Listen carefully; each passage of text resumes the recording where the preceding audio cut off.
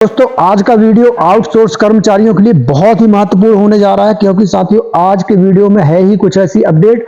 आपको बता दें, मध्य प्रदेश हाई कोर्ट की इंदौर खंडपीठ ने जब से न्यूनतम वेतन से स्टे हटाया हुआ है, तब से सभी लोगों को इंतजार था कि हाई कोर्ट का वो आदेश दिखे जिसमें मध्य प्रदेश उच्च न्यायालय ने न्यूनतम वेतन से स्टे हटाया हुआ है। तो आपको बता दें कि मध्य प्रदेश हाई कोर्ट का वो ऑर्डर आ चुका है, पूरा प्रिंट आ चुका है, पूरा आदेश आ चुका है। उस आदेश में क्या कुछ है, ये सब कुछ हम आपको आज के वीडियो में जानकारी बताने वाले हैं। जी हाँ साथियों, इस आदेश में क्या कुछ लिखा हुआ है एक एक जानकारी बताएंगे। ये आदेश जो है इंग्लिश में है, लेकिन आपको हम हिंदी में बताएंगे, तो देख लीजिएगा, पूरा वीडियो देखिएगा, पूरी जानकारी देखिएगा क्या कुछ हाई कोर्ट के आदेश में लिखा हुआ है। सब कुछ आज जानकारी आपको यहीं पर मिलेगी, क्योंकि हाई कोर्ट का आदेश बहुत ही महत्वपूर्ण जजमेंट, बहुत ही महत्वपूर्ण डॉक्यूमेंट्स है।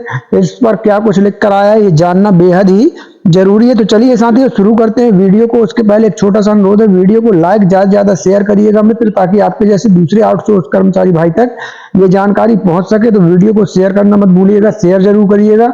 दोस्तों अगर आपने अभी तक चैनल को सब्सक्राइब नहीं किया है तो सब्सक्राइब कर लीजिए, ताकि कोई भी नई वीडियो हमारी सबसे पहले डायरेक्ट आपको मिल सके। उसके लिए जरूरी है कि चैनल को सब्सक्राइब करें और बेल आइकन की घंटी को दबा लें। साथियों यहाँ पर एक महत्वपूर्ण जानकारी आपको मैं ये बता दूं कि हमने आउटसोर्स कर्मचारियों के लिए एक व्हाट्सएप ग्रुप चैनल बना दिया है और टेलीग्राम चैनल बना दिया है। दोनों की लिंक हमने इसी वीडियो को डिस्क्रिप्शन में दे दी है। आप वीडियो को डिस्क्रिप्शन में जाइए और टेलीग्राम चैनल और व्हाट्सएप ग्रुप चैनल को जरूर सब्सक्राइब फॉलो कर लीजिए, क्योंकि वहां पर हर घंटे आउटसोर्स कर्मचारियों की खबरों को अपडेट किया जाता है।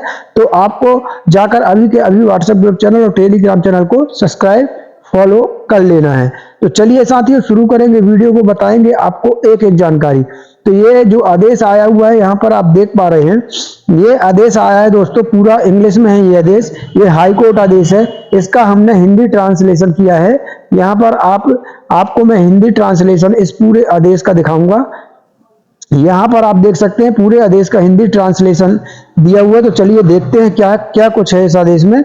तो मध्य प्रदेश के इंदौर उच्च न्यायालय में वीपी संख्या 1077222024, ये यहाँ पर कुछ डिटेल्स दी हुई है अधिकारी कर्मचारियों को। हम आपको मुख्य बात बताते हैं, यहाँ से देखें।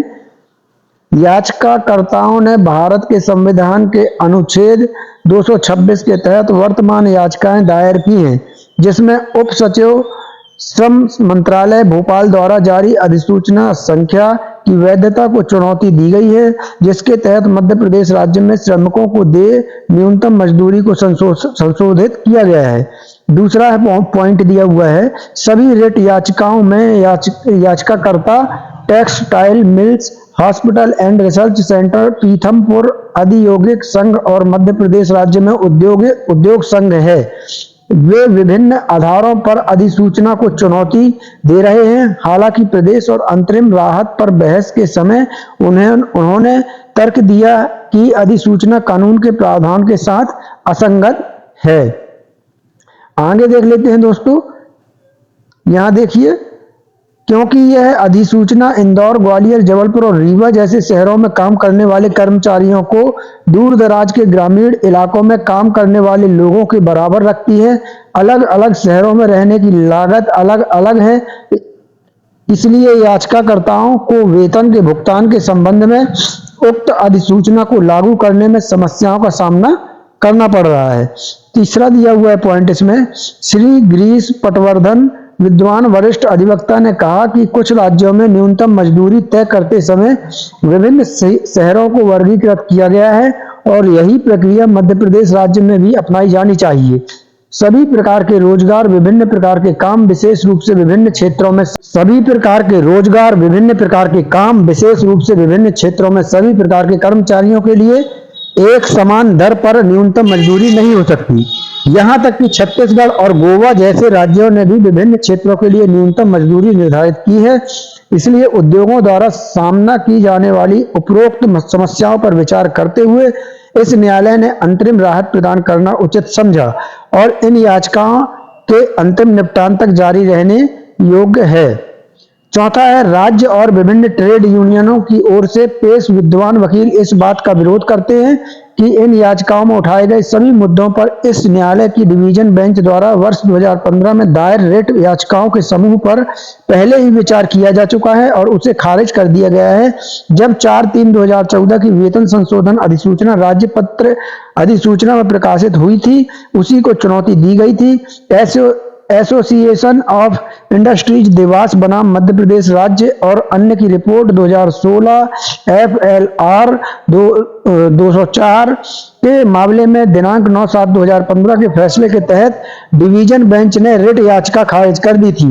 यह भी प्रस्तुत किया गया है कि राज्य सरकार ने 910 वर्षों के बाद मजदूरी संशोधित की और वह भी कम अंतरिम राहत के कारण कामगारों को न्यूनतम मजदूरी का लाभ नहीं मिल रहा है। तो यहाँ पर हम आपको बता दें साथियों, ये जो 910 लिखा हुआ है, ये 9 से 10 वर्षों में, 9 से 10 वर्षों के बाद ऐसा है।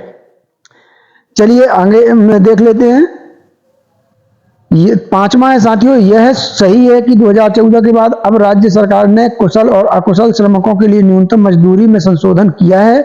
कुशल और अकुशल श्रमिकों के देय विभिन्न प्रकार के उद्योगों के लिए अलग अलग न्यूनतम मजदूरी निर्धारित की गई है। न्यूनतम मजदूरी अधिनियम 1948 के तहत सरकार ने न्यूनतम मजदूरी निर्धारित की है, लेकिन नियोक्ता और ट्रेड यूनियन न्यूनतम मजदूरी से अधिक मजदूरी तय करने के लिए स्वतंत्र हैं। यदि इंदौर, भोपाल, जबलपुर और रीवा जैसे शहरों में जीवन यापन सूचकांक ग्रामीण क्षेत्रों की तुलना में अधिक है, जिसके लिए को 6वां है साथियों, न्यूनतम मजदूरी अधिनियम की धारा 25 में कहा गया है कि इस अधिनियम के लागू होने से पहले या बाद में किया गया कोई भी अनुबंध या समझौता जिसके तहत कर्मचारी न्यूनतम मजदूरी दर या किसी विशेष अधिकार के अपने अधिकार को छोड़ता है या कम करता है, तब तक शून्य और अमान्य होगा जब तक कि यह इस अधिनियम के तहत निर्धारित मजदूरी की न्यूनतम दर को कम करने का इरादा रखता है। इसलिए याचिकाकर्ता कर्मचारियों को न्यूनतम मजदूरी से अधिक मजदूरी देने के लिए स्वतंत्र है। याचिकाकर्ताओं द्वारा कामगारों को न्यूनतम मजदूरी के भुगतान में कोई समस्या नहीं हो सकती। 7वां है साथियों, दिनांक 1/8/2024 के आदेश के तहत राज्य को क्षेत्रवार वर्गीकरण पर विचार करने के लिए याचिकाकर्ताओं और सभी हितधारकों के साथ एक बैठक बुलाने का निर्देश दिया गया है। 8वां है साथियों, विद्वान सरकारी अधिवक्ता ने श्रम आयुक्त इंदौर द्वारा लिखित दिनांक 29/11/2024 का पत्र प्रस्तुत किया है, जिसके अनुसार 1 या 2 उद्योगों को छोड़कर किसी अन्य उद्योग ने जोनल वार वेतन संशोधन के संबंध में रुचि नहीं दिखाई है। इस न्यायालय द्वारा दिनांक 1/8/2024 को आदेश पारित किए जाने के बाद 4 महीने बीत चुके हैं, लेकिन कोई अंतिम निर्णय नहीं लिया गया है। इसलिए जिन श्रमिकों को 10 वर्षों के बाद वेतन संशोधन का लाभ मिल रहा है, उन्हें इन याचिकाओं के लंबित रहने के दौरान उनके वैधानिक अधिकार से वंचित नहीं किया जा सकता। इसलिए दिनांक 8/5/2024 का अंतरिम आदेश निरस्त किए जाने योग्य नहीं है। मामला जारी रहा और अंतरिम राहत की प्रार्थना अंततः खारिज कर दी गई। ये देख लीजिए, यहाँ पर स्पष्ट लिखा हुआ है, मामला जारी रहा और अंतरिम राहत की प्रार्थना जो है अंततः खारिज कर दी गई। जहां तक इन याचिकाओं में उठाए गए अन्य मुद्दों का संबंध है, एसोसिएशन ऑफ इंडस्ट्री देवास के मामले में इस न्यायालय की खंडपीठ ने पहले ही विचार कर लिया है और खारिज कर दिया है तथा उक्त निर्णय बाध्यकारी प्रभाव वाला है। कुछ ट्रेड यूनियनों ने इन रिट याचिकाओं में हस्तक्षेप करने की अनुमति मांगने के लिए आवेदन दायर किया है। स्वाभाविक रूप से यदि विवादित अधिसूचना को रद्द कर दिया जाता है तो कई ट्रेड यूनियन प्रभावित होंगे, इसलिए वे इन रिट याचिकाओं में आवश्यक पक्ष है। उन्हें इन रिट याचिकाओं में हस्तक्षेप करने की अनुमति देने के बजाय याचिकाकर्ताओं को उन्हें प्रतिवादी के रूप में शामिल करने का निर्देश दिया जाता है ताकि वे जवाब दाखिल कर सकें। 11वां है, राज्य सरकार ने पहले ही जवाब दाखिल कर दिया है, हस्तक्षेपकर्ता को जवाब दाखिल करने दें या वे राज्य सरकार द्वारा दाखिल जवाब को अपना सकते हैं। 12वां है, इन याचिकाओं को यथा समय अंतिम सुनवाई के लिए सूचीबद्ध करें। इस आदेश की एक प्रति संबंधित रिट याचिकाओं में भी रखी जाए। यहाँ देख लीजिए साथियों, यहाँ माननीय जज महोदय के साइन है, विवेक रुचि न्यायाधीश, यहाँ आप देख सकते हैं। तो साथियों, ये जो हाई कोर्ट का आदेश है, ये हमने आपको हिंदी में अनुवाद करके बता दिया। पूरा आदेश इस प्रकार से है और साथियों कुछ भाषा इसकी वकील ही समझ सकते हैं, आप और हम नहीं समझ सकते, लेकिन यही आदेश है जो हाई कोर्ट महोदय का है, जो हमने आपको समझा दिया है। चलिए साथियों, कल फिर मिलते हैं किसी नई जानकारी के साथ, नए वीडियो के साथ। तब तक के लिए धन्यवाद। जय भारत, जय हिंद।